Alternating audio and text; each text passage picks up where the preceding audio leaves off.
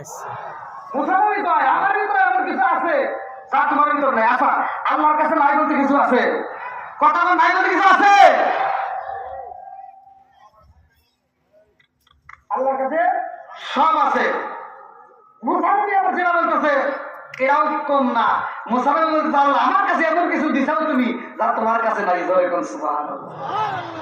এই মুসা নবী কি বলছে রে ভাই? এটাও তো আমাকে আলোচনা দিছো, এই আয়াতের উপরে নিরীক্ষার কথা বলতেছি, ভালো করে সেই না নাও। এইবার মুসা নবী কয় আল্লাহ এই দুনিয়ার ভিতর সবচেয়ে পাপী বান্দা আমি দেখতে চাই। আল্লাহু আকবার কও।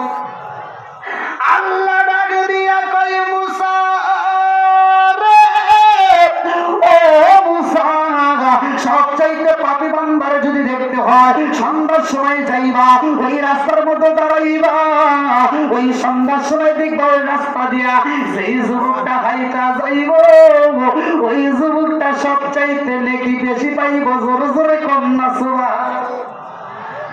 মুসা নবীকে কে রে কি কয় দেখি। পাপী বান্দা দেখছি, আজকে একটা নেক বান্দা দেখবো, জানার ইচ্ছা লাগে কি লাগে না।